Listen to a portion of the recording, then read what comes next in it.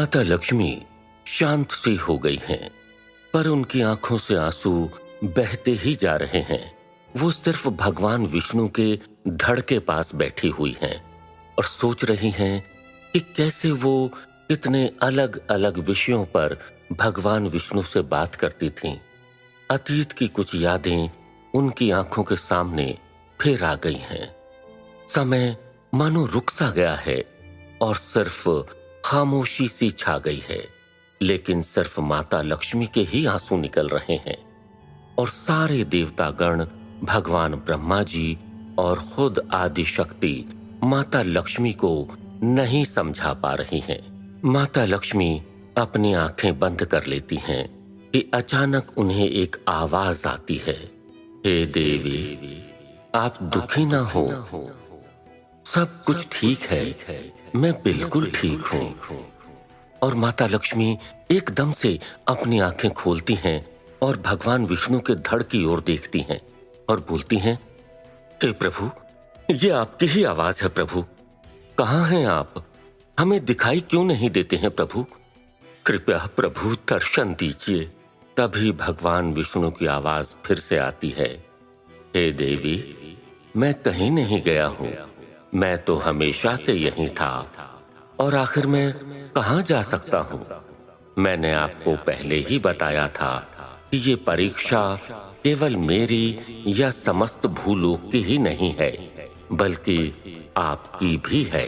इसलिए आपको मजबूत बनना होगा।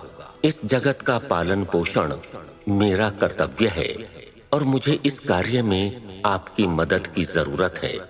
कभी कभी जगत कल्याण के लिए कुछ कठोर फैसले लेने होते हैं और ये जो भी घटित हुआ है वो भी इसी का एक भाग है।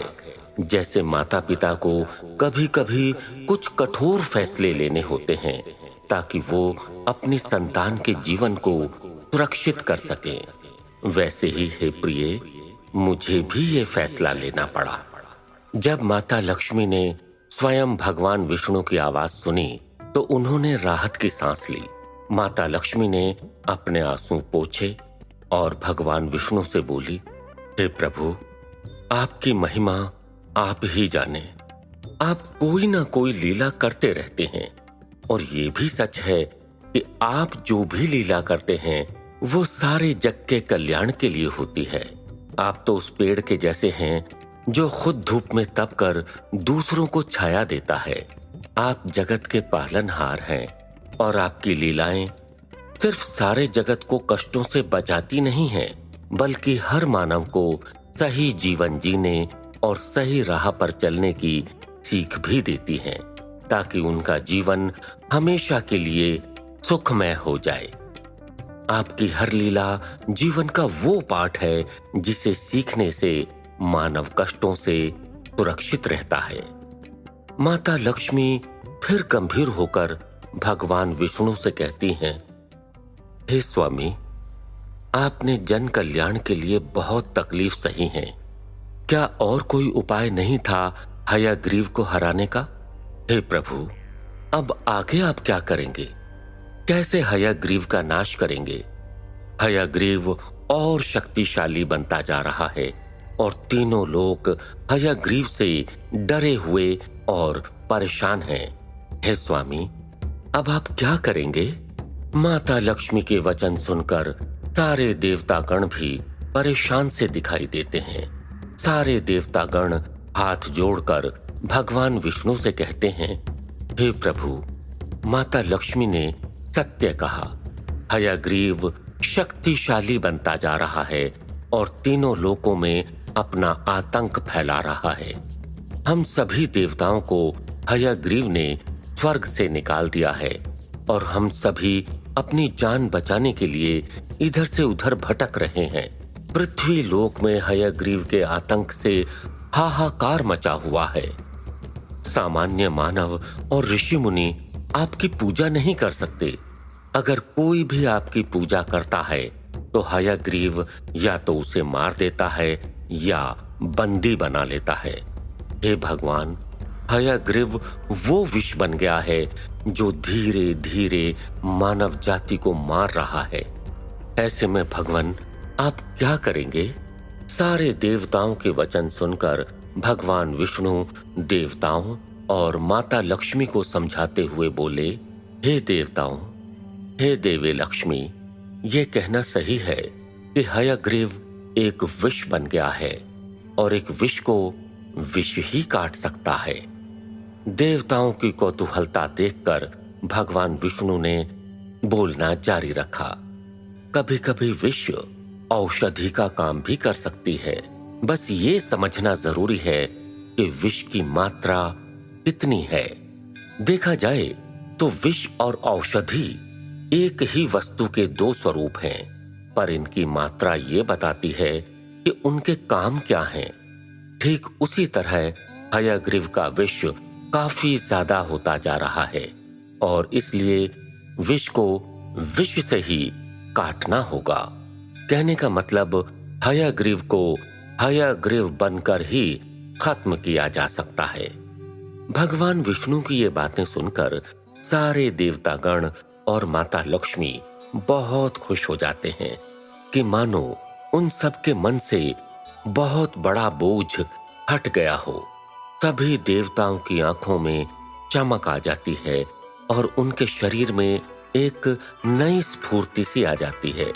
सब मिलकर भगवान विष्णु की जय जयकार करने लगते हैं। भगवान विष्णु फिर भगवान ब्रह्मा जी से कहते हैं, हे भगवान ब्रह्मा जी, अब आपके कर्तव्य को पूरा करने का समय आ गया है और आप जानते हैं कि आपको क्या करना है। भगवान ब्रह्मा जी, आपने इस जगत की रचना की है और आज आपको मेरे एक अवतार की रचना करनी है। हे प्रभु, आपके इस योगदान को ये सारा संसार युगों युगों तक याद रखेगा। अब समय आ गया है कि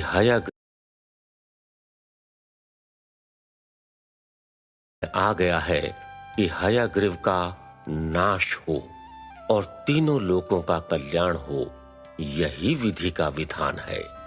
भगवान ब्रह्मा जी भगवान विष्णु की बातें सुनकर मुस्कुराकर हाँ में सर हिलाते हैं और ओम विष्णवे नमः बोलकर अश्वनी कुमार को बुलाते हैं। अश्वनी कुमार सूर्य और उनकी पत्नी संज्ञा के पुत्र हैं।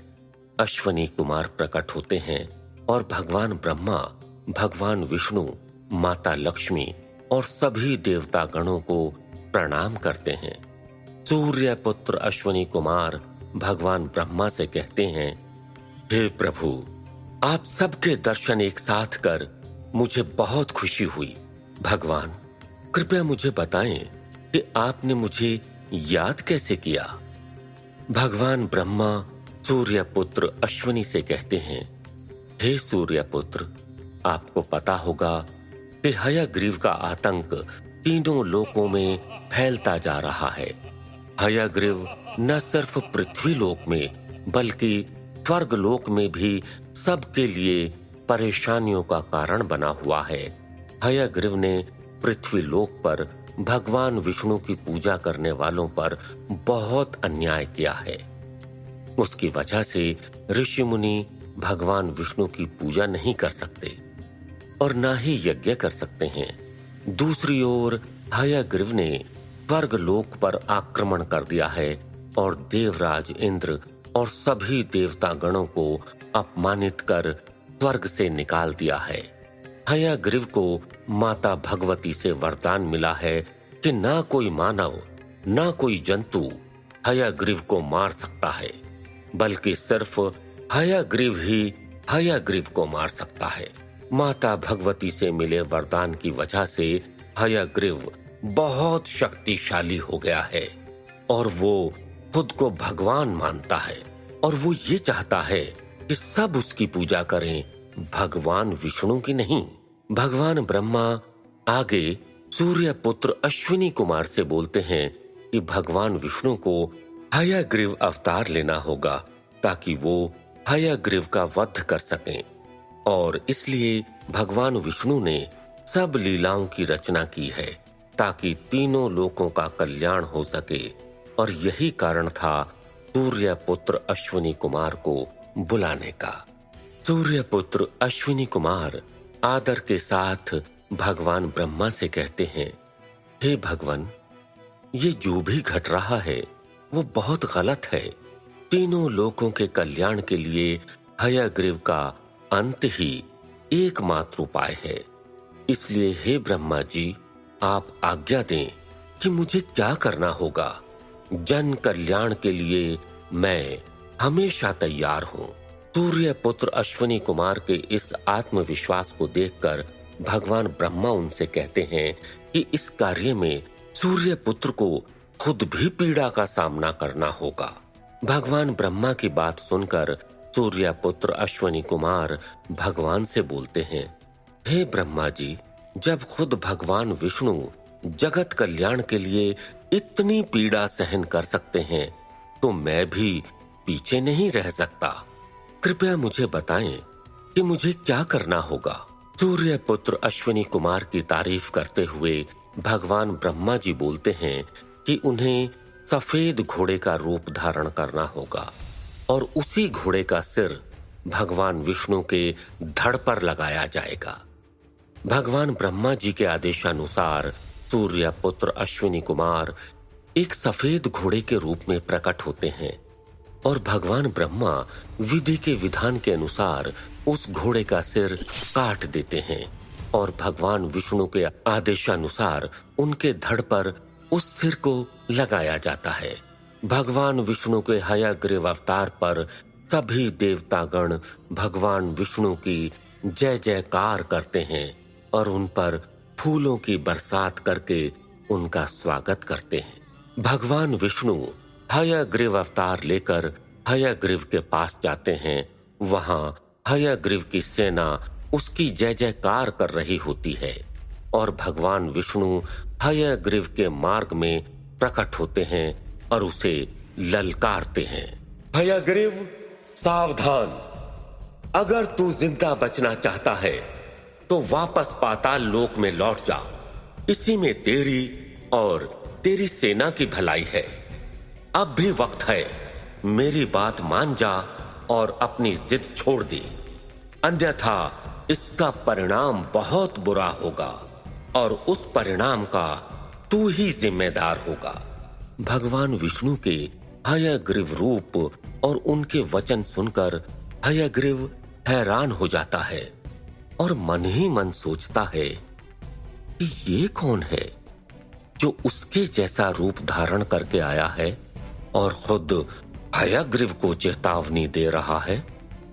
हयग्रीव पूरे जोश के साथ भगवान विष्णु से बोलता है, कौन है तू, क्या चाहता है और तूने मेरे जैसा रूप कैसे बनाया हुआ है। भगवान विष्णु जो अंतर्यामी है हयग्रीव से कहते हैं, हयग्रीव, तेरे पापों और अत्याचारों का अंत करने के लिए मैंने हयग्रीव का रूप धारण किया है। भगवान विष्णु की बातें सुनकर हयग्रीव तिलमिला उठता है और अचानक माता भगवती ने जो हयग्रीव को वरदान दिया था वो याद करने लगता है कि कैसे कठोर तपस्या करने पर माता भगवती प्रकट हुई और उन्होंने हयग्रीव को वरदान दिया कि ना कोई मानव और न जंतु हयग्रीव को मार सकेगा। और ये सब सोचकर हयग्रीव मन ही मन मुस्कुराता है और 2 गुने आत्मविश्वास से भगवान विष्णु से कहता है, अरे तू क्या मेरा अंत करेगा बहरूपिये? मुझे माता भगवती से वरदान मिला है कि ना कोई मानव ना कोई जंतु मुझे मार सकेगा और इसलिए तू मुझे हानि नहीं पहुंचा सकता है। भगवान विष्णु फिर हयग्रीव को ललकारते हैं और फिर उसे समझाने का प्रयास करते हैं कि वो हार मानकर अपनी सेना को साथ लेकर पाताल लोक चला जाए, किंतु हयग्रीव भगवान विष्णु की बात नहीं मानता और देवताओं तथा हयग्रीव की सेना के बीच देखते ही देखते भयंकर युद्ध होने लगता है। भगवान विष्णु और हयग्रीव के बीच गदा युद्ध शुरू हो जाता है और दोनों एक दूसरे पर अपनी अपनी गदा से प्रहार करते हैं। और एक दूसरे को चोट पहुंचाने की कोशिश करते हैं। भगवान विष्णु हयग्रीव की गदा को अपनी गदा से दूर फेंक देते हैं। अभी हयग्रीव संभल भी नहीं पाया होता है कि उस पर भगवान विष्णु अपनी गदा से प्रहार करते हैं।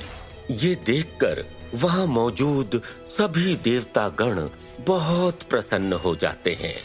हयग्रीव हार नहीं मानता और अपनी तलवार हाथ में लेता है और दूसरी ओर भगवान विष्णु भी अपने हाथ में तलवार लेते हैं और दोनों एक दूसरे पर धावा बोल देते हैं।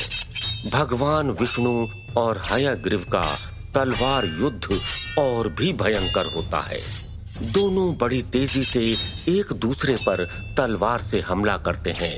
हयग्रीव अपनी तलवार से भगवान विष्णु को एक ओर धक्का देता है, किंतु भगवान विष्णु को जरा भी दर्द नहीं होता और वो अपनी तलवार से फिर हयग्रीव की तलवार को एक ओर फेंक देते हैं। जब हयग्रीव के पास तलवार भी नहीं रहती तो हयग्रीव अपने मुख से एक शक्ति चलाता है और दूसरी ओर भगवान हयग्रीव की शक्ति को अपनी ओर आती देख अपनी तलवार से एक शक्ति उत्पन्न करते हैं और हयग्रीव की शक्ति को नष्ट कर देते हैं। फिर हयग्रीव भगवान विष्णु पर हजारों तीर चलाता है और फिर भगवान विष्णु हयग्रीव के तीरों के जवाब में हजारों ढालों से हयग्रीव के तीरों को नष्ट कर देते हैं। अपने हर हथियार को नष्ट होते देखकर गुस्से में हयग्रीव अपनी सेना को आदेश देता है कि भगवान विष्णु को चारों ओर से घेरकर उन्हें समाप्त कर दें। हयग्रीव का आदेश पाते ही उसके लाखों सैनिक भगवान विष्णु पर आक्रमण करते हैं और बदले में भगवान विष्णु अपने धनुष बाण से लाखों तीरों को उत्पन्न करके हयग्रीव की सारी सेना को नष्ट कर देते हैं। अपनी सारी सेना को भगवान विष्णु के हाथों मारा जाते देख हयग्रीव घबरा जाता है और युद्ध भूमि से भागने लगता है।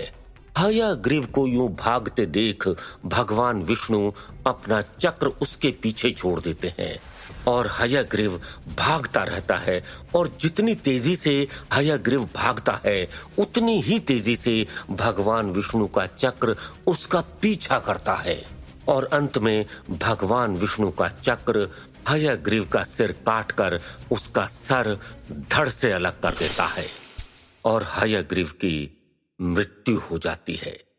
उसका सिर सागर में गिर जाता है। हयग्रीव की मृत्यु के बाद भगवान विष्णु अपने वास्तविक रूप में आते हैं और सारे देवता गण भगवान विष्णु की जय जयकार करते हैं। हयग्रीव ने जो 4 वेदों को छुपाया था उन्हें भगवान विष्णु फिर से स्थापित करते हैं। इधर वैकुंठ लोक में भगवान विष्णु माता लक्ष्मी के साथ बैठे हैं और माता लक्ष्मी उनसे हयग्रीव अवतार की चर्चा कर रही हैं। माता लक्ष्मी ने भगवान विष्णु से कहा, हे प्रभु, हयग्रीव का अंत करके आपने समस्त देवतागण और धरतीवासियों पर बड़ा उपकार किया है। नहीं तो वो दानव शायद समस्त संसार को तमस से भर देता और ज्ञान का नामो निशान ही मिटा देता। ये सुनकर भगवान विष्णु मुस्कुराते हुए कहते हैं, देवी लक्ष्मी, इस सृष्टि, इस संसार की रक्षा करना मेरा कर्तव्य है। संसार में वेदों की पुनर्स्थापना मेरा कर्तव्य है और वो मैं अवश्य करता रहूंगा।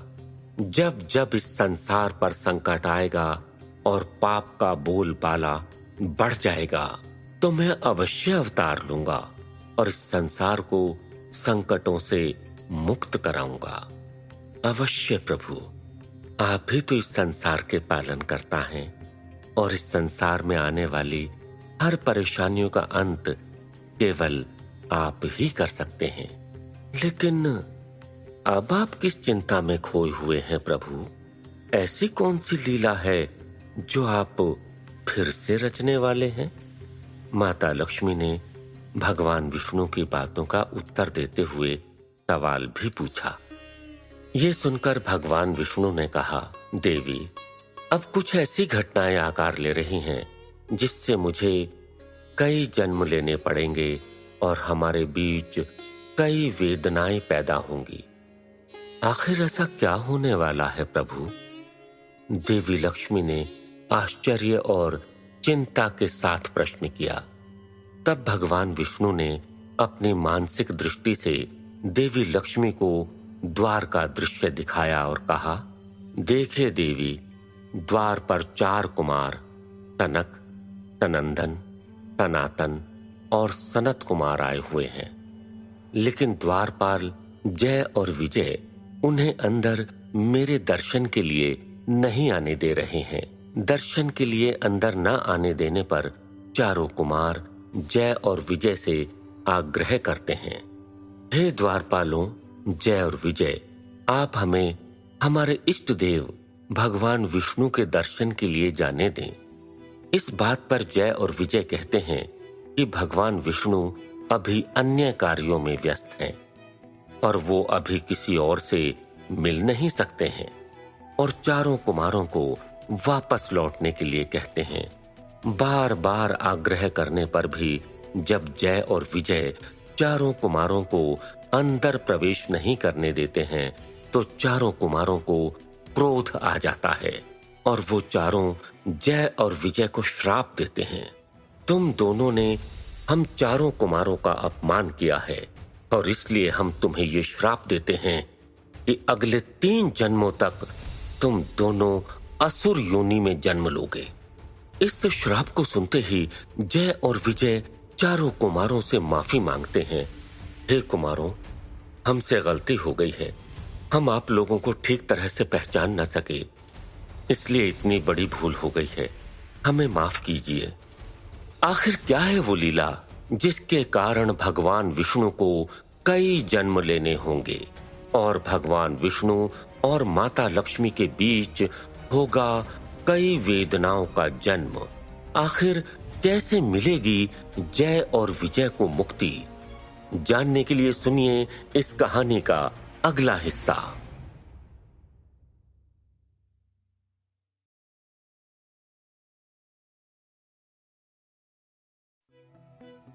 माता